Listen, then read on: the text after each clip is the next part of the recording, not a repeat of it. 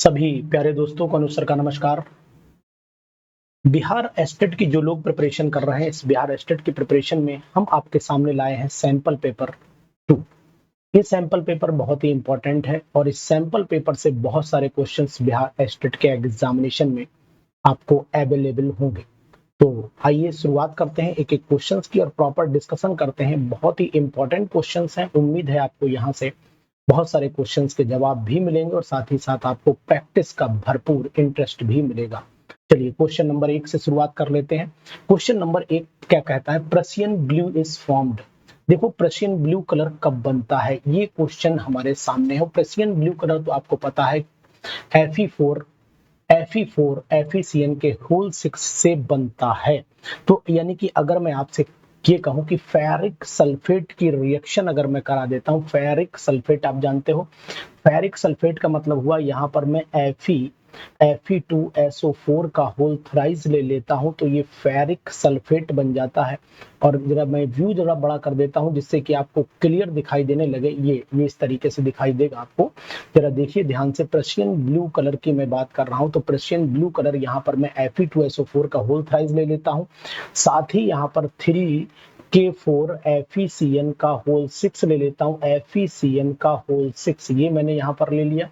तो इन दोनों कंपाउंड की अगर मैं रिएक्शन कराता हूं तो अब आप देख पा रहे होंगे जो प्रोडक्ट बनता है वो फार्मूला आपको पता है। प्रशियन ब्लू का जो फार्मूला होता है Fe4, यहाँ पर आता है Fe4 आ जाता है और अंदर FeCN का होल 6 हो जाता है। इस तरीके से ये इसका जवाब आएगा और साथ में निकलते हैं K2SO4। बैलेंस कर लीजिएगा, यहाँ पर आपके K2SO4 निकल जाएंगे और K कितने हैं, 4 दिया 12, तो यानी कि 6K2SO4 अगर मैं निकाल देता हूं तो बैलेंसिंग भी हमारी कंप्लीट हो जाती है। तो दोस्तों बहुत ही इंपॉर्टेंट क्वेश्चन है, ये आ सकता है एग्जामिनेशन के बिहार एस्टेट में। तो इसको अगर आप ध्यान से पढ़ेंगे कि प्रशियन ब्लू जब बनता है, जब फेरिक सल्फेट को हम K4 FeCN6 के साथ रिएक्शन करते हैं, और इस रिएक्शन को भी आप लोगों को मेरे हिसाब से नोट कर लेना चाहिए। इस रिएक्शन को भी आपको नोट करना चाहिए। बहुत ही अच्छा क्वेश्चन।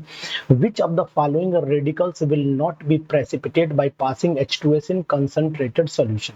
कौन सा इसमें जो है वो कंसंट्रेटेड सॉल्यूशन में नहीं प्रेसिपिटेट हो सकता है। तो इस बात का आपको ध्यान देना पड़ेगा कि कौन सा प्रेसिपिटेशन नहीं होगा। देखिए H2S गैस हम लोग पास कर रहे हैं और H2S गैस पास करने का मतलब हुआ कि हम इसका सल्फाइड की फॉर्म में प्रेसिपिटेशन करना चाहते हैं। और सल्फाइड की फॉर्म में अगर हम लोग प्रेसिपिटेशन करना चाहते हैं तो ये आप जानते हैं कि H2S गैस पास करते हैं, ये भी सेकंड ग्रुप का है, ये भी सेकंड ग्रुप का है, ये भी सेकंड ग्रुप का है। तो इसका मतलब ये तो प्रेसिपिटेट हो जाएंगे, लेकिन ये वाला प्रेसिपिटेट नहीं होगा, कैडमियम प्रेसिपिटेट नहीं होगा। तो हमारा जो फाइनल आंसर होगा वो क्या होगा? फाइनल आंसर हमारा कैडमियम होगा। यानी कि बहुत ही इंपॉर्टेंट क्वेश्चन, ये भी नोट कर लीजिए, प्रैक्टिकल से जुड़ा हुआ क्वेश्चन है। मतलब मैं यहाँ पर इसको प्रैक्टिकल लिखे दे रहा हूँ, प्रैक्टिकल लिखे दे रहा हूँ, तो इस चीज का आपको ध्यान देना पड़ेगा कि प्रैक्टिकल बेस ये क्वेश्चन आपका चल रहा है। इसके बाद चल लीजिए आगे बढ़ लेते हैं। क्वेश्चन क्या कह रहा है? In which of the following solvent AgBr have the highest solubility. Highest solubility कहां पर होगी? तो आपको बताने की कोशिश करूंगा कि हमारा AgBr की हाईएस्ट सॉल्युबिलिटी जो है वो 10⁻³ मोलर NaBr दिया है और उसके बाद 10⁻³ मोलर NH4OH दिया है। तो आप जानते हैं कि AgBr विल कंप्लीटली आयोनाइज, अगर मैं इसको आयोनाइज करता हूं तो ये टूटेगा Ag पॉजिटिव आयन में और Br नेगेटिव आयन में। यहाँ पर Br हम आपको दिखाएंगे कि यहाँ पर NaBr जब टूटेगा तो NaBr भी टूटेगा Na पॉजिटिव आयन में और Br नेगेटिव आयन में। तो सिंपल सी बात है कि ये इसको कॉमन आयन इफेक्ट की वजह से बैक कर देगा और इसी वजह से इसके बाद हम लोग चल लेते हैं NH4। ये पार्शियली वीक है तो पार्शियली आयोनाइज होगा और पार्शियली आयोनाइज होने के बाद बनाएगा NH4 positive ion and OH negative ion. Reaction तो आगे प्रोसीड करेगी, यानी कि अगर मैं AgBr में घोलूंगा तो AgOH का होल ट्वाइस बनेगा, तो रिएक्शन तो प्रोसीड करेगी, लेकिन ये वीक है और इसकी वजह से उतनी स्पीड नहीं आएगी जितनी स्पीड प्योर वाटर में आनी चाहिए प्रेसिपिटेशन की। तो यहाँ पर जो आंसर आना चाहिए वो आपका आंसर क्या होगा? हमारा प्योर वाटर होगा। तो प्योर वाटर आंसर हम लोग निकाल लेते हैं। This is the pure water water answer 100% यही आंसर हमारा सही है। तो अब आप बिल्कुल परफेक्टनेस के साथ में हमारे साथ लगे रहिए, हम आपको परफेक्ट करेंगे इस बिहार स्टेट के एग्जामिनेशन में। तो कमेंट बॉक्स में जाकर के जरूर कमेंट करिए, और आपको अगर ये वीडियो अच्छी लगती हो तो फिर आप जरूर अपने विचार व्यक्त करेंगे। क्वेश्चन नंबर नेक्स्ट आ जाते हैं, नेक्स्ट क्वेश्चन पर चल लेते हैं। क्वेश्चन नेक्स्ट क्या कह रहा है, IUPAC name of the compound. बहुत ही अच्छा क्वेश्चन है, बहुत ही अच्छा क्वेश्चन है, बहुत इंपॉर्टेंट क्वेश्चन है। एक यहाँ पर दो पर फिनाइल लगा है, तो 2 फिनाइल आपका ब्यूटेन, सिंपल सा नेम हमारा हो जाता है 2 फिनाइल ब्यूटेन। बहुत ही इजी नेम है, और इस नेम को भी हम लोग परफेक्ट कर लेते हैं। 2 phenyl butane, 2 phenyl butane, one of the most important question. ऐसा IUPAC नेम आ सकता है, ऐसा IUPAC नेम आ सकता है, तो लिख देता हूं ऐसा IUPAC आ सकता है, या आप नोट कर लीजिए, ऐसा IUPAC आ सकता है, IUPAC आ सकता है, नोट कर लीजिएगा, नोट कर लीजिएगा। इंपॉर्टेंट है ये प्रश्न, इंपॉर्टेंट है, बहुत ज्यादा इंपॉर्टेंट है, नोट करिए इसे। इसके बाद चल लेते हैं question number, the weakest acid among the following. अब भाई देखिए, यहाँ पर Cl1 लगा है, -I इफेक्ट यहाँ पर होगा, लेकिन यहाँ Cl3 लिखे हैं, मोर I होगा, यहाँ पर मोर I इफेक्ट हो जाएगा, वो भी माइनस का I होगा। यहाँ पर 2 है, तो सबसे वीक फिर हमारे पास में यहाँ पर प्लस इफेक्ट लगा हुआ है, तो सिंपल सा हमारा जो जवाब होगा वो जवाब यही होगा, acetic acid is the weakest acid. क्योंकि अगर मैं ऑर्डर को भी देखता हूँ, यहाँ पर ऑर्डर को भी देखता हूँ, तो CCl3 COOH सबसे स्ट्रॉन्ग एसिड माना जाता है, उसके बाद आपका CHCl2 COOH उससे वीक हो जाता है, उसके कमजोर आ जाइए CH2Cl COOH हो जाएगा, और उसके कमजोर आपका CH3 COOH हो जाएगा। तो ये ऑर्डर रहता है, इस ऑर्डर में सबसे वीक आपका यही निकल करके आता है। कौन सा निकल करके आएगा, यहाँ पर 5th वाला आएगा, तो इस चीज का हमें ध्यान दीजिएगा, इस चीज का ध्यान दीजिएगा। अब आप चले आइए नेक्स्ट, इस पर चले आए, ध्यान दीजिएगा। नेक्स्ट क्वेश्चन पर चले आते हैं। क्वेश्चन नंबर नेक्स्ट क्या कहता है, इसको भी थोड़ा सा जूम करना पड़ेगा, तो हम इसको थोड़ा जूम कर लेते हैं, जिससे कि आपको भी क्लियर दिखाई दे और हमारी भी तैयारी में भी हमें भी इंटरेस्ट आए। तो ये देखिएगा, बहुत ही क्रिस्टल क्लियर आपके लिए कर दिया है यहाँ पर। चलिए अब शुरुआत कर लेते हैं क्वेश्चन नंबर 6 से। 6 क्वेश्चन क्या कहता है देखते हैं हम लोग। 6 क्वेश्चन हमारे लिए है, विच आर द आइसोमर, इसमें कौन एक दूसरे के आइसोमर हैं। तो देखिए, मिथेनॉल और मिथॉक्सी मीथेन, ये आपका हो गया मिथेनॉल, और ये आपका हो गया मिथॉक्सी मीथेन, ये हो गया methoxy methane. Ethanol, which are the isomer, तो इथेनॉल इथॉक्सी इथेन, नहीं ये नहीं हो सकता। ये मिथेनॉल मिथॉक्सी इथेन, ये भी नहीं हो सकता। इथेनॉल और ethoxy ethane. Propanoic acid and ethyl acetate, ethyl acetate, propanaldehyde and acetone. अगर मैं प्रोपेनल्डिहाइड ले लेता हूं, CH3CHO CH2CHO, ये आपका प्रोपेनल्डिहाइड है, और ये आपका एसीटोन है। दोनों में कार्बन का नंबर चेक कर लीजिए, 1 2 3, 1 2 3 हो गए, हाइड्रोजन 3 2 5 1 6, 3 3 6 कार्बन, बिल्कुल यही, यानी कि डी ऑप्शन यहाँ पर हमारा बिल्कुल सही जाएगा। यानी 6 वाले का जवाब होगा प्रोपेनल्डिहाइड एंड एसीटोन, यही है। इथेनॉल ये भी नहीं हो सकता है, ये भी नहीं हो सकता है, ये भी नहीं हो सकता है। तो आपको बिल्कुल एकदम एग्जैक्ट दिखाई दे रहा होगा कि जवाब यहाँ पर क्या आना चाहिए। बहुत ही अच्छा क्वेश्चन, इंपॉर्टेंट क्वेश्चन। आगे बढ़िए, नेक्स्ट क्वेश्चन कर लेते हैं। The compound XC5H8 react with ammoniacal C5H8। पहले तो हम ये चेक कर लेते हैं कि C5H8 है क्या। तो C5 है हमारे पास में, यहाँ देख लेते हैं, C5 है, H8 है, तो ये एल्काइन हो गया, क्योंकि जनरल फार्मूला CN H2N-2 को फॉलो कर रहा है, 5 दूनी 10 में से 2 गया 8, इसी को फॉलो कर रहा है। इसको जब अमोनिकल सिल्वर नाइट्रेट से हम लोग करेंगे रिएक्ट, तो इसका मतलब हुआ ये एल्काइन है, एल्काइन हो गया। बाकी आप इसको ऐसे करके छोड़ दीजिए। इसको अगर हम AgNO3 अमोनिकल,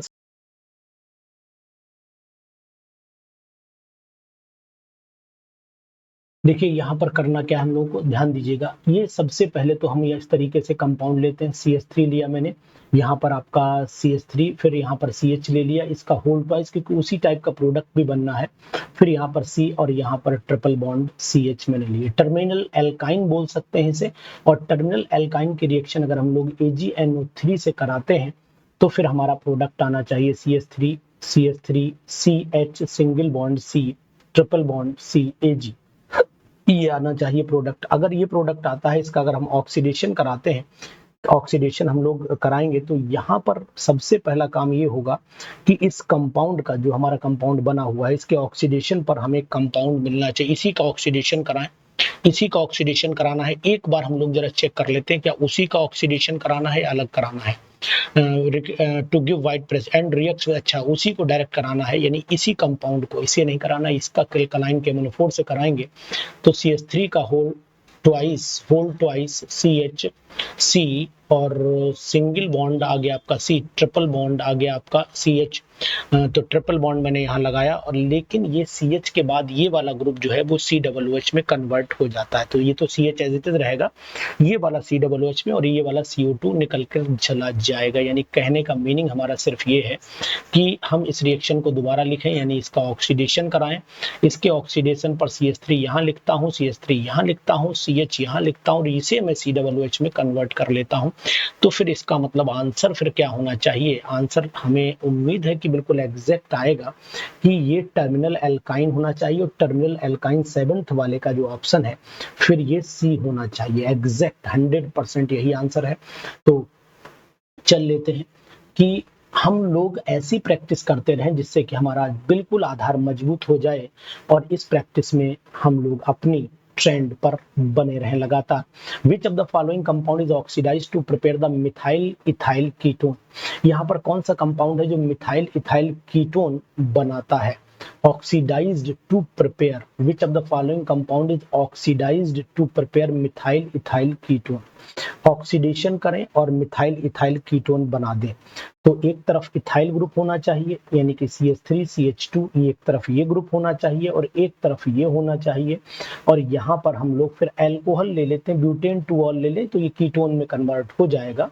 तो इसका मतलब हुआ हम ब्यूटेन 2 ऑल लेना चाहिए, हम लोगों को जो आंसर होना चाहिए वो ब्यूटेन 2 ऑल यहाँ पर होगा। 1 2 ब्यूटेन 2 ऑल मिथाइल, देखो चलिए मिथाइल इथाइल कीटोन बनाते हैं, तो यहाँ CH3 हो गया, यहाँ CH2 हो गया, यहाँ C डबल बॉन्ड O हो गया, ये हमारा हो CH3, ये मिथाइल हो गया, ये इथाइल हो गया। तो नाम कायदे में इथाइल मिथाइल कीटोन बोलना चाहिए, यहाँ पर पहले इथाइल होना चाहिए फिर मिथाइल, तो इथाइल मिथाइल कीटोन या methyl ethyl ketone and simply बन जाना चाहिए। तो सिंपल हम ये कह सकते हैं ब्यूटेन 2 ऑल हम इसको बना सकते हैं, ब्यूटेन 2 ऑल। तो आंसर यहाँ पर ब्यूटेन 2 ऑल होगा, ब्यूटेन 2 ऑल होगा। ये important question. Identify Z is the following series, Z यहाँ पर क्या होगा इस सीरीज में, तो अगर हम यहाँ पर लेंगे तो यहाँ C2H5Br ले लेते हैं, यहाँ CH2 डबल बॉन्ड CH2 आ जाएगा, और यहाँ पर आएगा आपका CH3 CH2, और हाइड्रोलिसिस भी कराई CH3 CH2, फिर हमारा OH आ जाएगा, OH आ जाएगा, मतलब इथेनॉल बनना चाहिए। तो 9th वाले का क्वेश्चन का आंसर, लेकिन H2SO4 लिया है, फिर वाटर से हाइड्रोलिसिस भी कराई, टेम्परेचर दिया नहीं है, तो जब टेम्परेचर नहीं दिया इथीन से तो फिर इथेनॉल बनना चाहिए। अगर टेम्परेचर 140 दिया होता, 140 डिग्री सेल्सियस टेम्परेचर देते तो हम ईथर बनाते, और अगर 160 दिया है तो कुछ नहीं दिया है, तो फिर हम लोग सिंपल सी बात ये करेंगे कि यहाँ पर एल्कोहलिक क्यों है, तो यही बनेगा, और जब ये बनेगा इसको H2SO4 के साथ में ट्रीटमेंट करेंगे तो फिर 100% श्योर है कि हमारा जवाब 9th का जो है वो इथेनॉल बी ही आएगा। 9th वाले का जवाब हमारा बी आएगा, मतलब यहाँ पर इथेनॉल बनना चाहिए, इथेनॉल बनेगा। ये इंपॉर्टेंट है, बहुत ही इंपॉर्टेंट क्वेश्चन, बहुत ज्यादा इंपॉर्टेंट क्वेश्चन है, ध्यान दीजिएगा, इथेनॉल बनेगा। ठीक है, चलिए क्वेश्चन नंबर 10 पर चल लेते हैं। क्वेश्चन नंबर 10 हमारा क्या कह रहा है, ये भी बहुत अच्छा क्वेश्चन है, ये भी बहुत ही अच्छा क्वेश्चन है, तो इसको भी ध्यान दीजिएगा। Benedict solution provide, Benedict solution जो होता है वो एक्चुअल में अल्कलाइन सॉल्यूशन कॉपर सल्फेट के साथ में होता है, और सिट्रेट मिलाते हैं उसमें, तो इसका जवाब 10th वाले का कॉपर का सॉल्यूशन होना चाहिए, यानी 10th वाले का भी सी जवाब आएगा। तो इसे भी नोट कर लीजिए, सी जवाब को। बेनेडिक्ट सॉल्यूशन पूछा जाता है, इंपॉर्टेंट भी लगाइए इस क्वेश्चन पर, यहाँ पर वेरी वेरी इंपॉर्टेंट लगा दीजिए, सही रहेगा, बिल्कुल एग्जैक्ट रहेगा। चलिए, acid catalyse base catalysed aldol condensation, base catalysed aldol condensation occur with, तो बेस कैटलाइज जो होना चाहिए वो आपका होना चाहिए 2 मिथाइल प्रोपेनल्डिहाइड होना चाहिए, या फिर 2 मिथाइल प्रोपेनल्डिहाइड, या फिर बेंजल्डिहाइड, या फिर 2 डाई मिथाइल। तो हमें देखना पड़ेगा कि अल्फा हाइड्रोजन भी वहां पर प्रेजेंट हो, और अल्फा हाइड्रोजन देखो 2 डाई मिथाइल में नहीं होगा अल्फा हाइड्रोजन। 2 मिथाइल अगर प्रोपेनल्डिहाइड में बनाता हूं तो ये हमारा हो गया 2 मिथाइल ये 2 पे मिथाइल लग गया और यहाँ पर आपका CHO प्रोपेनल्डिहाइड हो गया, तो यहाँ पर अल्फा हाइड्रोजन हमें दिखाई दे रहा है 0 अल्फा। तो इसका मतलब है बेस कैटालाइज्ड जो एल्डोल कंडेंसेशन है वो बी रिएक्शन के हमारे लिए सही हो जाएगा। बी रिएक्शन में हमारा आंसर परफेक्ट बैठ जाएगा, तो इसको ध्यान दीजिएगा। इसके बाद question number, which among the following represent N amide, which of the following represent amide, इसमें से कौन एमाइड को रिप्रेजेंट करता है? तो एमाइड आपका पता होना चाहिए, डी यानी कि 12वें वाले का जो डी है यही एमाइड है। भाई CONH2 ग्रुप लगा है तो सिंपली एमाइड ही आएगा, यहाँ पर एमाइड आना चाहिए और एमाइड को ही हम लोग सही जवाब में मानेंगे। ठीक है, चलिए इंपॉर्टेंट क्वेश्चंस लगाते रहिए, करते रहिए, आगे बढ़ते रहिए, यही हमारी प्रैक्टिस का बहुत ही आधार बनेगा और यही प्रैक्टिस हमारे लिए बहुत मजबूती भी दिलाएगी। मार्क द करेक्ट स्टेटमेंट, इसमें करेक्ट स्टेटमेंट आपको बताना है, तो करेक्ट स्टेटमेंट क्या होगा? Make the correct, methyl amine is slightly acidic नहीं होता है, रॉन्ग है। Methyl amine is less basic than ammonia, more basic होता है। Methyl amine is stronger base than ammonia, यही आंसर बिल्कुल एग्जैक्ट है। Methyl amine is stronger than ammonia, right, this is the correct answer. Which of the following statement about vitamin B12, इसमें cobalt होता है, cobalamin, it has the cobalt atom, नहीं cobalt ion होता है। देखें अगर ऑप्शन नहीं है तो फिर देखते हैं 14 वाले का हम आंसर चेक करते हैं कि 14 वाले में कोबाल्ट है, साइनो कोबालामिन होता है बिल्कुल 100%, लेकिन आयन होना चाहिए, एटम नहीं होना चाहिए। देखिए फिर भी आंसर क्या दे रखा है, it also occur in plants, it also present in rain water, it needed for our human body in small, नहीं कुछ नहीं, वही है। यानी कि नेक्स्ट क्वेश्चन जो है यही वाला आंसर हमारा, which of the following statement about vitamin B12 is incorrect, ओ हो करेक्ट नहीं इनकरेक्ट, तो ये तो करेक्ट है, ये करेक्ट है, तो मतलब इसे करेक्ट में ले जाएंगे, तो हमें इनकरेक्ट ढूंढना है। चलिए इनकरेक्ट ढूंढते फिर वापस वहीं पहुंचना पड़ेगा। अब हमें समझ में आ गया कि भाई हमें इनकरेक्ट ढूंढना है। चलो, it also occurs in plants, तो प्लांट्स में तो ये होता है। It also present in rain water में भी होता है। It is needed for human body in very small amount, ना ये लार्ज अमाउंट में चाहिए होता है, ये लार्ज अमाउंट में चाहिए होता है, not small amount. Vitamin B12 हमें लार्ज अमाउंट में चाहिए होगी, नहीं तो एनीमिया हो जाता है, वो कमी हो जाती है खून की। विच of the following food stuff contain the nitrogen, किसमें नाइट्रोजन होता है? तो प्रोटीन जो होते हैं सभी नाइट्रोजिनस होते हैं, प्रोटीन नाइट्रोजिनस कंपाउंड होते हैं, तो यहाँ पर हम लिख देते हैं नाइट्रोजिनस कंपाउंड। अब फूड स्टफ ना लिख देना कि पैकेट में आती है और पैकेट वाला लिख करके चले जाओ, गलत हो जाएगा आंसर। ग्लूकोज ऑब्टेन्ड, ग्लूकोज किससे मिलती है? तो ग्लूकोज हमें स्टार्च से भी मिल जाती है और साथ ही साथ मोलेसिस से ग्लूकोज सुक्रोज हमें मिलेगा। तो इसका मतलब हुआ कि 16 वाले को अगर मैं देखता हूं तो starch is one of the most important, ज्यादा बेस्ट आंसर हमें स्टार्च ही मिलेगा।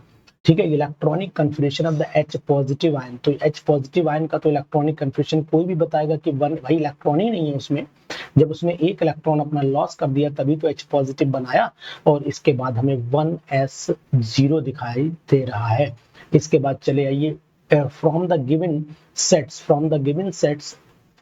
Set of the quantum number the one that is inconsistent with the theory के अकॉर्डिंग कौन सा एग्जैक्ट नहीं है? तो 18 वाले पर चले आइए। अगर n की वैल्यू 3 है तो L 2 होगा, ठीक है। m लेकिन 3 कैसे हो सकता है, क्योंकि L 2 है तो m 2 से ज्यादा तो नहीं, -2 -1 0 +1 +2 हो सकता है, तो यही हमारा गलत हो गया। तो आंसर हमें 18 यहीं से मिल जाता है, 18th आंसर हमें यहीं से मिल जाता है।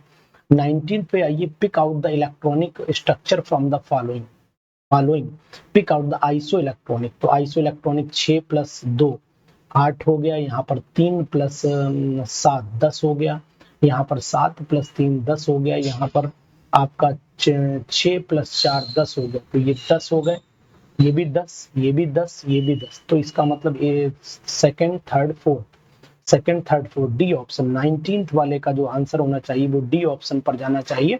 ये डी 100%, आप इसको करेक्ट कर लीजिए, बिल्कुल 100%, बहुत ही अच्छा क्वेश्चन। 20 वाले क्वेश्चन पर आइए, 20 वाला क्या कहता है? देखो ये क्वेश्चन बहुत आता है पेपर में, 20 वाला क्वेश्चन बहुत आता है, बहुत ही ज्यादा इंपॉर्टेंट है।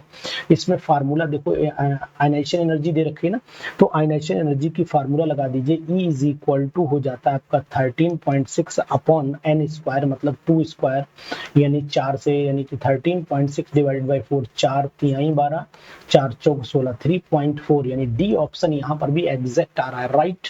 This is the correct answer. हम लोग करेक्ट आंसर का बिल्कुल सटीक, हर टीचर का अपना अपना पढ़ाने का मेथड होता है, बोलने का स्टाइल होता है, इसलिए इस बात पर बिल्कुल नहीं जाइए कि हम आपको आंसर्स बता रहे हैं, आपको पढ़ा रहे हैं, ठीक है।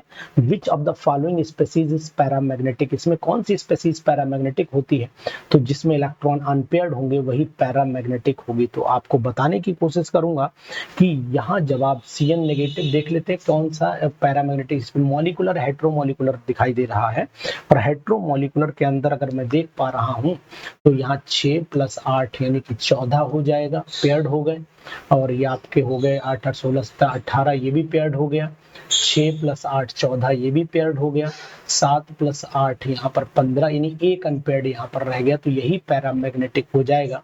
तो इसको हम पैरामैग्नेटिक नोट, ये भी क्वेश्चन बहुत आता है पीजीटी में, बहुत फेमस क्वेश्चन माना जाता है और ये खूब क्वेश्चन आता है। तो XeF4 जो होता है, यहाँ पर हम इस तरीके से, इन्होंने शेप पूछी है तो यहाँ पर मैं Xe लिख देता हूँ और F यहाँ पर लगा दूंगा, F यहाँ पर लगा दूंगा, F यहाँ पर लगा दूंगा, एक लोन पेयर ऊपर, एक लोन पेयर नीचे लगा दे रहा हूं। तो 21 वाले का वो सॉरी 22 वाला क्वेश्चन है ये, यहाँ पे ना 22 वाले क्वेश्चन का जो जवाब होना चाहिए, स्क्वायर प्लेनर शेप है, और अगर ज्योमेट्री की बात करते हैं तो ऑक्टाहेड्रल है, तो स्क्वायर प्लेनर पर हमारा जवाब जाएगा।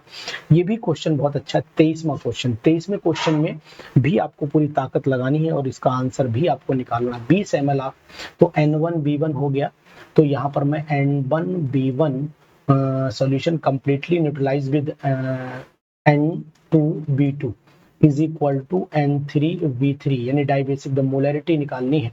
तो N है तो मतलब सिंपल जो नॉर्मलिटी आएगी वही मोलैरिटी आएगी। यहाँ पर डाइबेसिक एसिड है, 2 गुना कर दिया जाएगा, डाइबेसिक एसिड है तो इसका मतलब हम 2 गुना कर देंगे। चलिए चेक कर लेते हैं। तो डाई बेसिक तो डबल चाहिए होगा ना उसका, इसलिए चलो कोई दिक्कत नहीं। यहाँ पर हम 0.4 इसकी नॉर्मेलिटी रख लेते हैं, 0.4 इंटू वॉल्यूम 20 रख लेते हैं, प्लस आपको जो है न्यूट्रलाइज करना है, इन इक्वल टू कर दीजिए क्योंकि इक्वल करना है ना, तो तीसरा बनना नहीं, वही न्यूट्रलाइज कर रहा है। तो 20 इंटू 0.4 इज इक्वल टू हो जाएगा 40, इंटू आपका हो जाएगा डाई बेसिक है तो यहाँ पर 2m कर देते हैं, तो ये हो गया आपका m इज इक्वल टू हो गया आपका 2m इज इक्वल टू हो गया 20 इंटू 0.4/40, ये काट दो यहाँ पर, ये 0.1 हो गया, 0.1 हो गया, तो ये 0.2 हो गया, और 0.2 को फिर इस 2 से डिवाइड कर दो तो 0.1 आना चाहिए, यानी कि ये वाला आंसर। डाई बेसिक का मतलब हम मोलैरिटी उसकी डबल कर देंगे, सिंपल। चलिए इसके बाद चल लेते 23 क्वेश्चन आपके सामने हो गए हैं और ये बहुत ही अच्छे क्वेश्चन हैं, इनको आप लगाइए और ऐसे क्वेश्चन आपको एग्जामिनेशन में मिलेंगे। Molality of solution is equal to, molality, solution की मोलैलिटी क्या कहती है तो मैं आपको बताने की कोशिश करूंगा। Number of the moles of solute upon number of the solvent KG में रखा है, number of KG of the solvent total, यही 24 वाले का जो जवाब है वो 24 वाले का जवाब आपको यही मिलना चाहिए कि number of the moles of solute हो गया, नीचे केजी में सॉल्वेंट हो गया, सी पर टिक कर लीजिए, यही इंपॉर्टेंट भी है। डेफिनेशन देखिए घुमा के क्वेश्चन पूछ दिया, if we mix up pentavalent impurity in the crystal lattice of the germanium, what type of the semiconductor formation will occur? अगर हम लोग if we mix up pentavalent impurity तो पी एन टाइप क्योंकि बढ़ जाएगी ना, नेगेटिव बढ़ जाएगा। जैसे अगर मान लीजिए हमारे पास पे टेट्रावेलेंट है, ये टेट्रावेलेंट है, इसमें पेंटा जब डालोगे तो एक वैलेंसी एक इलेक्ट्रॉन फ्री हो जाएगा, तो ये हमारा एन टाइप का सेमीकंडक्टर बनेगा, ठीक है। एन टाइप का सेमीकंडक्टर टिक कर लीजिए। The number of the Na positive ion filling all the octahedral voids in NaCl is, तो the number of the Na positive ions, यानी 26 वाला क्वेश्चन हमारा कह रहा है कि Na positive and all the octahedral voids in NaCl, तो NaCl में अगर हम फिलिंग करते हैं तो फिलिंग में हमारा क्या होना चाहिए देख लेते हैं। इस तरीके का हमारा स्ट्रक्चर होता है NaCl का, और साइडों पर आपके जो होते हैं वो क्लोराइड आयन होते हैं, और आपके जो सेंटर पर होता है ये आपका हो जाता है सोडियम आयन। तो जो सोडियम आयन होगा फेस सेंटर पर सोडियम आयन है, तो 4 तो ये हो गए हमारे, 4 इससे अटैच हो जाएगा, एक बार नीचे से 5 हो गए, 5 हो गया और एक बार फिर ऊपर से जुड़ेगा तो 6, यानी कि हमारा फिर आंसर यहाँ पर 6 आना चाहिए। 26 वाला क्वेश्चन भी बहुत ही अच्छा क्वेश्चन है, इसको भी आप लगा लीजिए। In the following reaction the missing, तो यहाँ पर क्या मिस कर रहा है, तो 4 3 7 यहाँ पर आपका 1 हो गया और 2 1 3 यहाँ पर 0 एंड 1, यानी कि न्यूट्रॉन यहाँ पर मिस कर रहा है। न्यूट्रॉन 0 एंड 1 आएगा, न्यूट्रॉन यहाँ पर मिस कर रहा है, नोट करिए, अच्छा क्वेश्चन है। ठीक है, इसके बाद बढ़ लेते हैं आगे। The decay constant of the radioactive element lambda, the half life and mean life, तो सिंपली अगर हम लोग हाफ लाइफ देखते हैं तो half life is equal to हो जाती T, T half is equal to 0.693 upon lambda मान लीजिए, ये होता है। और मीन लाइफ अगर हम लोग निकालते हैं तो मीन लाइफ क्या होनी चाहिए वो भी आपको दिखाने की कोशिश करूंगा। क्या कह रहा है, the decay constant of A radio active sample lambda, the half life and mean life of sample respectively, तो ये हो गया। और मीन लाइफ हो जाती है आपकी टाउ इज इक्वल टू होता है 1.44 इंटू टी हाफ। ठीक है, टी हाफ, तो इसका मतलब हुआ अगर हम दोनों का रिलेशन निकालते हैं तो रिलेशन में टी हाफ की वैल्यू पुट कर देते हैं। चलिए यहाँ पर टी हाफ की वैल्यू पुट कर देते हैं, तो 1.44 इंटू 0.693 अपॉन टी हाफ, तो ये हो गया लगभग हो जाएगा ये, अगर इन दोनों का रिलेशन तो ये कट जाएगा। ठीक है, तो ये 2 अपॉन लैम्डा बनेगा, 2 upon lambda, half life 2 upon lambda हो जाएगी। हाफ लाइफ देखिए 2 अपॉन लैम्डा और ये 1 अपॉन लैम्डा, चेक करिए आंसर यही आना चाहिए। 28 वाले का आंसर भी बिल्कुल यही है। इन इन 2 अपॉन लैम्डा बनना चाहिए, 2 अपॉन लैम्डा होगा हाफ लाइफ और ये 1 अपॉन लैम्डा ही है। ठीक भाई, अगर रिलेशन भी देखते हैं तो यही बोलते हैं ना, tau is equal to 1.44 times of the half life बोलते हैं। इसका 1.44 टाइम्स है, तो 1.44 टाइम्स का मतलब हुआ कि लगभग ये 2 गुना के आसपास पहुंच रहा है, तो हम वैल्यू पुट करके निकाल सकते हैं इजी, 2 अपॉन लैम्डा और 1 अपॉन लैम्डा ही आएगा। हाफ लाइफ आपकी 2 अपॉन लैम्डा और ये 1 अपॉन लैम्डा, इन दोनों का रिलेशन आप चेक कर सकते हैं। चलिए इसके बाद चल लेते हैं next question. Consider the two gaseous equilibria involving SO2 and corresponding equilibrium constant eight 290, तो ये सिंपल वैल्यू पुट करनी है, इसमें सिंपल वैल्यू पुट करनी है। वैल्यू जरा पुट करके देख लेते हैं। इसका K1 क्या आएगा, इसका K1 आएगा आपका आएगा SO3 ऊपर आ जाएगा, SO2 नीचे आ जाएगा और O2 की पावर आ जाएगा हाफ। ठीक है, इसका निकाल लेते हैं K2, इसका K2 SO2 ऊपर SO2 की पावर 2 आ गया और नीचे आ गया आपका SO3, ये ऊपर O2 भी आएगा, O2 आ गया और नीचे आ गया SO3 की पावर 2। तो हम ये करें कि इसको पलट लें और स्क्वायर भी कर लें, K1 को पलटें और स्क्वायर करें तो यही आ जाएगा। तो K1 को पलट दिया तो K1 को पलटा तो 1 अपॉन K1 हो गया और इसका स्क्वायर भी कर दिया तो ये K2 के बराबर आ गया। तो इसका मतलब हुआ K2 इज इक्वल टू हो गया K2 1 अपॉन K1 का स्क्वायर, यानी कि सी ऑप्शन 29 वाले का जो ऑप्शन आना है वो क्या है, सी ऑप्शन, सी ऑप्शन आया, यानी कि इसका स्क्वायर, सी ऑप्शन पर हम फोकस करें। K2 is equal to, check करिए, K1 को हमने क्या किया, अपॉन में लाए, अपॉन में लाने के बाद स्क्वायर किया, ठीक यही आंसर आएगा, चेक कर लीजिएगा। इसके बाद बढ़ लेते हैं, आप लोग भी प्रैक्टिस करिए, हाथ चलाइए। केवल कुछ लोग जो हैं वो देखते हैं वीडियो, बस एक क्वेश्चन देखा और कमेंट मार दिया कि सर आप कोई क्वेश्चन जो है आप पूरा डिस्कशन नहीं कर रहे हैं। बहुत सारे मतलब 2-3 मिनट देख करके अपना, क्योंकि जो 2-3 मिनट देख करके कमेंट करते हैं वो सिर्फ मात्र अपना वेस्टेज ऑफ टाइम कर रहे हैं और कोई फायदा नहीं है। तो इसलिए प्लीज आप लोग वीडियो को पूरा देखा करें। और दूसरी चीज ये है कि आप एक चीज जरूर ध्यान दीजिए कि इन क्वेश्चंस की प्रैक्टिस आपको स्वयं भी करनी है। केवल देखना, लेट के जो देख रहे हैं ना, जो वीडियो लोग लेट करके देख रहे हैं ऐसे मोबाइल में, वो ये क्वेश्चन अपने माइंड में नहीं रोक पाएंगे, सिर्फ वेस्टेज ऑफ टाइम होगा। तो इसलिए पेन कॉपी उठाइए और सॉल्व करिए, पेन कॉपी उठाइए, सॉल्व करिए। For a reaction A plus B C plus D the initial concentration of A and B are equal, A और B की कंसंट्रेशन इक्वल है। जब A और B की कंसंट्रेशन इक्वल हो जाती है तो फिर आगे क्या कह रहा है वो चीज हमें देखनी पड़ेगी, फिर उसका जवाब हम लोग निकालेंगे। चलिए आगे पढ़ के देखते हैं। रिएक्शन है, कंसंट्रेशन A और B की इक्वल है, चलो इक्वल पर पहुंचाते हैं पहले इसे जी। Equal, equilibrium concentration of C is twice हो गई। चलो अब निकालना पड़ेगा, तो यहीं पर निकाल लेते हैं। A plus B is equal to हो जाता है C plus D। ठीक है। अब हम लोग इन दोनों की कंसंट्रेशन तो इक्वल मान लेते हैं। इसकी जो है सी की कंसंट्रेशन 2 टाइम्स हो जाती है ए के, तो मतलब 2x हो गई। तो फिर ये भी तो 2x ही, दूसरा वाला भी तो 2x ही बनेगा ना, तो ये भी 2x हो गया। तो इसका मतलब के हमने निकाला तो ये हो गया आपका 2x इंटू 2x अपॉन में आ गया आपका x का स्क्वायर। तो यानी ये आंसर हो गया आपका 4x स्क्वायर और नीचे हो गया आपका x स्क्वायर, तो ये कट गया तो 4 आ गया।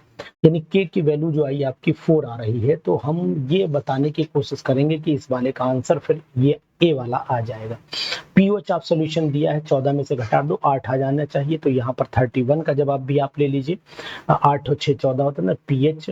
PH plus pOH is equal to हो जाता है 14, और 14 में से पीओएच आप सॉल्यूशन दे रखा है, 14 में से आप 6 घटा दीजिए तो 8 पीएच वैल्यू आ जाएगी। पीएच वैल्यू 8 आएगी। इंपॉर्टेंट है, क्वेश्चन को ध्यान दीजिए। अगर कहीं पर भी आंसर में मिसलीडिंग आपको लगती है तो जरूर उसको अपने आप से भी सॉल्व करिए। सॉल्वेबिलिटी प्रोडक्ट ऑफ एलओएच का होल थ्राइस, दोनों के सॉल्वेबिलिटी प्रोडक्ट आपको दिए हुए हैं।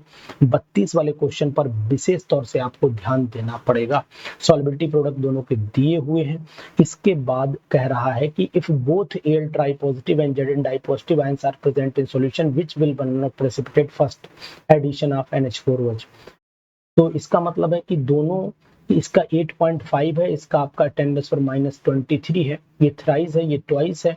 तो सॉल्वेबिलिटी प्रोडक्ट इनका दोनों का दिया है। If both L tri positive and di positive ions are present in the solution, ठीक है, दोनों है। which one will be precipitate first on addition of, तो इसका मतलब हुआ कि अगर हम NH4OH डालते हैं तो दोनों ही प्रेसिपिटेट होंगे, दोनों ही प्रेसिपिटेट हो जाना चाहिए। 32, तो 32 को एक बार हम लोग सॉल्वेबिलिटी प्रोडक्ट KSP देख लेते हैं। इसका KSP दिया है, इसका KSP दिया है 8.5 इंटू 10⁻⁻23। इसका KSP दिया है दूसरे वाले का 1.8 इंटू 10⁻⁻4। ठीक है। अब हमने इसमें NH4OH डाला, तो जैसे ही NH4OH डालेंगे तो रिएक्शन दोनों की, इसकी तेजी से फॉरवर्ड जाएगी, इसकी स्लो मोशन में जाएगी। तो इसका मतलब है कि यहाँ पर जो पहले प्रेसिपिटेट होने वाला है वो आपका ZnOH का होल ट्वाइस है। ZnOH का होल ट्वाइस है, वही प्रेसिपिटेट होगा क्योंकि उसकी जो वैल्यू है KSP की वैल्यू ज्यादा है, ज्यादा KSP है, इसकी KSP वैल्यू लेस है। तो इसका मतलब है फिर हमारा ZnOH का होल ट्वाइस ही पहले प्रेसिपिटेट होगा। In a reversible isothermal process the change in internal energy, reversible isothermal process में जो इंटरनल एनर्जी में चेंज होता है, रिवर्सिबल जितना फॉरवर्ड जाएगी उतना ही बैकवर्ड आएगी, no change.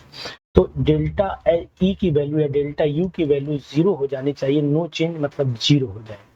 Based on the following thermochemical equation, thermochemical equation के हिसाब से अगर हम देखते हैं तो इसका जवाब हमारा क्या होगा। बहुत ही अच्छा क्वेश्चन है, इस क्वेश्चन पर फोकस आप जरूर कर लीजिए। फोकस करिए, क्या कह रहा है क्वेश्चन समझिएगा। एक वैल्यू ये दे रखी है ना, एक वैल्यू आपकी ये दे रखी, एक वैल्यू ये दे रखी, एक वैल्यू आपकी ये दे रखी, सब वैल्यूज दे रखी है। वैल्यू पूछा है कि x कितना होगा, मतलब फाइनल रिएक्शन कितना होगा। तो मैं आपको सलाह दूंगा कि इनमें आप जो है इन दो रिएक्शन को जोड़ दीजिए, इसको जोड़ दीजिए, इसमें कार्बन है और इसमें ऑक्सीजन है। CO2 बनाना भी है हमें, तो CO2 बनना इस वाली और इस वाली को जोड़िए और इस वाली को माइनस करिए, तो 131, यानी कि अगर हम जोड़ते हैं तो यहाँ पर 131 और माइनस का 242,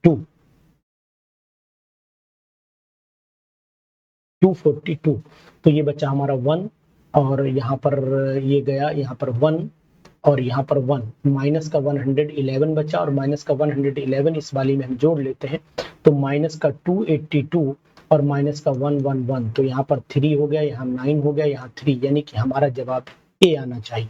हमने डायरेक्ट कंसेप्ट से निकाल दिया। सिंपल से इन दोनों इक्वेशन को जोड़ोगे, मल्टीप्लाई करना नहीं है, डायरेक्ट घटा दीजिएगा, आंसर आपका खट से आ जाएगा, दिक्कत आपको नहीं होगी। विच of the following is a first order reaction, ये आपको याद होनी चाहिए कि फर्स्ट ऑर्डर रिएक्शन इसमें से कौन सी है। तो मुझे साफ दिखाई दे रहा है कि 35 का जो फर्स्ट ऑर्डर रिएक्शन है वो यही है।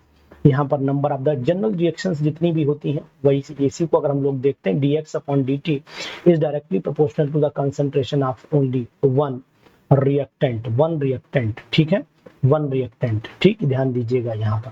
चलिए इसके बाद इन द रिएक्शन A+B बनाया हमने प्रोडक्ट, द इनिशियल रेट ये दिया है फाउंड टू बी इतना, इनिशियल रेट हमें दिया हुआ है, what will be the value of, तो इसके लिए हमें क्या करना पड़ेगा, इसके थोड़ी सी बुद्धि का इस्तेमाल करते हुए सॉल्व करना पड़ेगा। अच्छा क्वेश्चन है, बिल्कुल आपको इसकी प्रैक्टिस करनी चाहिए ऐसे क्वेश्चंस की। देखिए minus D A upon D T, relation पहले चेक करना पड़ेगा, D T is equal to 1/2 minus sign के साथ में D V upon D T हो जाता है, D V upon D T. अब हमें ये वैल्यू टाइम 0 पर कितनी दे रखी है, ये वैल्यू 2.6 दे रखी है, ठीक है 2.6, तो ये वैल्यू को 2 से हम लोग मल्टीप्लाई कर देंगे, तो ये हो जाएगी 2 दूनी 2 छंग 12 के 2 हाथ से लगेगा 2 4 और एक 5, 5.2 into 10 raise to the power into 10 raise पर -2 हो आ जानी है इसकी वैल्यू।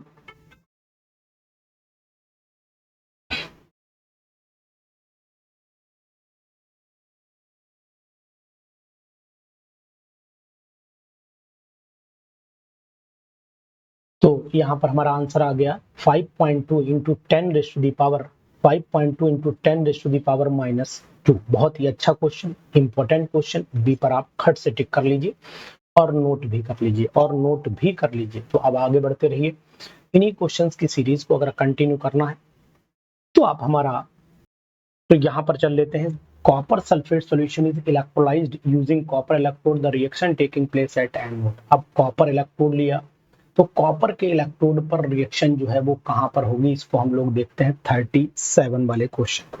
देखिए 30 वाले 7 वाले क्वेश्चन में सबसे पहले हम copper sulphate solution electrolyte by copper electrode, आपको पता होना चाहिए, ये हम लोग सॉल्यूशन लेते हैं, यहाँ पर कॉपर का ही एनोड बनाते हैं, इम्प्योर होता है, ये इम्प्योर होता है। जब ये इम्प्योर होगा तो इसका मतलब हुआ कि यहाँ से कॉपर में से कॉपर जो इम्प्योर कॉपर होगा, ये हमारा प्योर कॉपर होता है, ये इम्प्योर, तो यहाँ से कॉपर निकलता है, यानी कॉपर किस फॉर्म में बाहर आएगा, कॉपर आएगा 2 इलेक्ट्रॉन यहाँ से निकलेंगे और बना देगा आपका Cu डाई पॉजिटिव। अब ये Cu डाई पॉजिटिव जो है ये आपके यहाँ पर जाकर के डिपोजिट होना शुरू हो जाएंगे, तो फिर आंसर इस हिसाब से जो बनना चाहिए, इसको पलट करके लिखा गया है Cu। देखिए इसको पलट कर लिख लीजिए आप, ये इलेक्ट्रॉन इधर Cu इज एरो लगा है, Cu di positive plus 2 electron, बिल्कुल सेम इक्वेशन लिखी गई तरीके से बनाई गई। बहुत ये मेटलर्जी अगर आप पढ़ते हैं, कॉपर सल्फेट की इलेक्ट्रोलिसिस पढ़ते हैं, तब हम उसको पढ़ सकते हैं, या फिर ऐसे बोल सकते हैं कि इलेक्ट्रोकेमिस्ट्री में जो इलेक्ट्रोलिसिस पढ़ी गई उसमें भी ये चीज आती है। How many cc of oxygen, centimeter cube of oxygen will be liberated by 2 ampere current by flowing 3 minutes 13 seconds। बहुत ही अच्छा क्वेश्चन, बहुत ही इंपॉर्टेंट क्वेश्चन, सभी लोग नोट करें इसको, 38 वाले को सभी लोग नोट करें। तो अब आप जान रहे हैं कि कितने एम्पियर दिया है, सबसे पहले 2 एम्पियर, तो आई की वैल्यू हमारे पास में 2 एम्पियर है, आई की वैल्यू हमारे पास में 2 एम्पियर है, टाइम हमारे पास में 3 मिनट है, और 3 को 60 से मल्टीप्लाई करो और 13 सेकंड जोड़ दो तो 18 180 हो गया, तो यहाँ पर 180 सेकंड प्लस 13 सेकंड जोड़ दीजिए, तो ये टोटल हो गया 193 सेकंड। ठीक है, अब हमारे पास में इन दोनों को क्या करना है, क्या निकालना है, through how many oxygen, oxygen निकालनी, कितनी वॉल्यूम निकालना है, वॉल्यूम निकालना है। तो अब हमें करना पड़ेगा वॉल्यूम लिबरेटेड देखना पड़ेगा, how many cc of oxygen will be liberated by 2 ampere current flowing through 3 minutes and through the acid diluted water। very good, 2H2O को तोड़ दीजिए तो बनेगा 2H2 प्लस O2 बनेगा, तो इसका मतलब है अगर हम 2 मोल, यानी कि यहाँ पर 2 इंटू 22.4 22.4, अब यहाँ में ml में कन्वर्ट करना पड़ेगी, सेंटीमीटर क्यूब है ना, तो सेंटीमीटर क्यूब का मतलब हम इसे ml में कन्वर्ट करें, तो ये हो गया अब 2 गुणा 22,400, 22,400 से हमें मिल रही है 22,400 से मिल रही है हमें यहाँ पर ऑक्सीजन कितनी, 22,400 ही मिल रही है। तो सिंपल, यानी कि पहले हम करंट निकालें कि कितना करंट इसमें पास करना पड़ेगा, तो वॉल्यूम जो लिबरेट होगा, वो वॉल्यूम लिबरेट होने का मतलब वो 22,400 हुआ, और ये करंट हमारा 93 हुआ 1 कूलम, यानी अब हमें करना पड़ेगी रिएक्शन तोड़नी पड़ेगी, रिएक्शन। वेरी गुड, तो सिंपल सा हम 2OH का माइनस में से 2 इलेक्ट्रॉन निकालते हैं, तो एक ऑक्सीजन बनाते हैं और एक वाटर बनाते हैं, H2O बनाते हैं, फिर इस ऑक्सीजन और ऑक्सीजन कंबाइन, यानी कि 4OH ले लें तो ठीक है, बिल्कुल सही। तो 11,400 करना पड़ेगा भाई, तो डिवाइड कर दो 22,400 से, तो ये 11,400 हो जाएगा, और इनटू 2 से मल्टीप्लाई करना पड़ेगा, तो ये आपका 2 हो गया, तो 22,400 आ गया।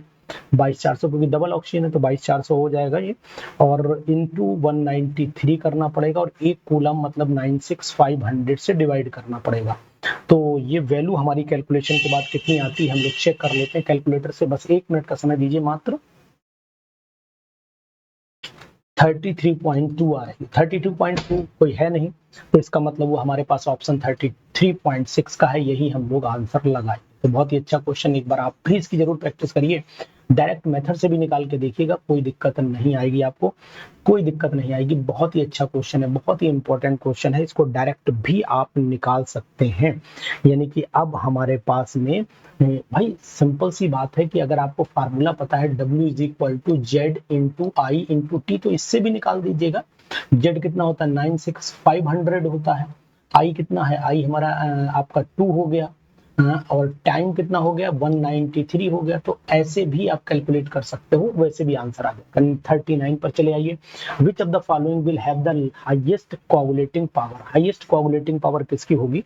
तो हाईएस्ट कोआगुलेटिंग पावर अगर हम लोग देख पा रहे हैं तो मुझे जो यहाँ पर कंफर्मेशन आ रहा है कि more is the charge, more is the power of coagulation. तो मोर इज द चार्ज यहाँ पर पॉजिटिव है, और भाई नेगेटिव पॉजिटिव में दो में देखना पड़ता है, तो अगर सबसे पहले कैटायन देखने पड़ेंगे फिर हमें एनायन। और यहाँ पर एस ये हमारा जो है वो कैसा है, ये अगर हम इसको देखते हैं कोलाइडल सॉल्यूशन, तो ये हमारा नेगेटिवली चार्ज कोलाइडल सॉल्यूशन है। यहाँ पर लिख देते हैं negatively charge colloidal solution, negatively charge. तो नेगेटिव के लिए नेगेटिव तो चाहिए नहीं होगा, पॉजिटिव चाहिए, पॉजिटिव दो है हमारे पास में। इन दोनों के लिए में हमारे पास ये ज्यादा पॉजिटिव है, मोर पॉजिटिव है, ये लेस पॉजिटिव हो गया है, इस चीज का ध्यान दीजिएगा।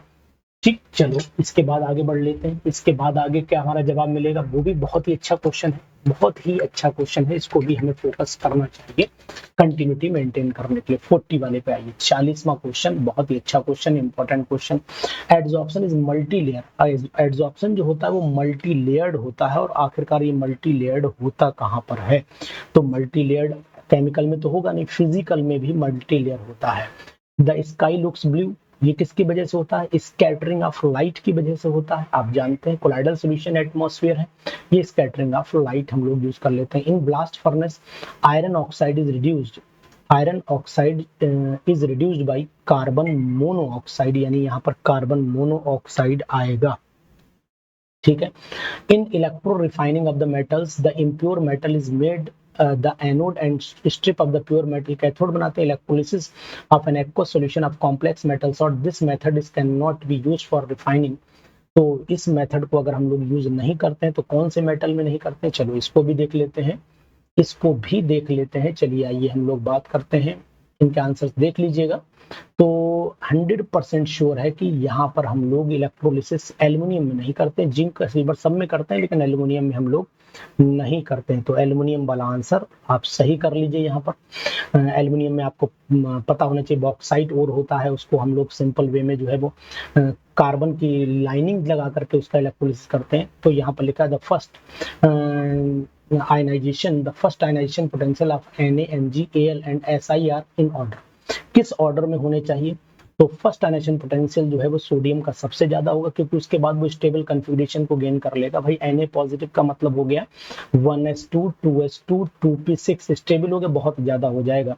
मैग्नीशियम अगर फर्स्ट निकालेंगे तो इसका मतलब 1s2 2s2 2p6 और 3s1 हो जाएगा, तो इसका मतलब ये आसानी से निकल जाएगा। उसके बाद एल्यूमिनियम पे आइए, तो सिंपली हमारा जो आंसर होगा 4B लगाएंगे। बी ये यहाँ पर सबसे ज्यादा होगा सोडियम, और एक ही ऑप्शन ज्यादा में भी है सोडियम, दूसरा मैग्नीशियम, फिर एल्यूमिनियम, फिर सिलिकॉन भी दिया है।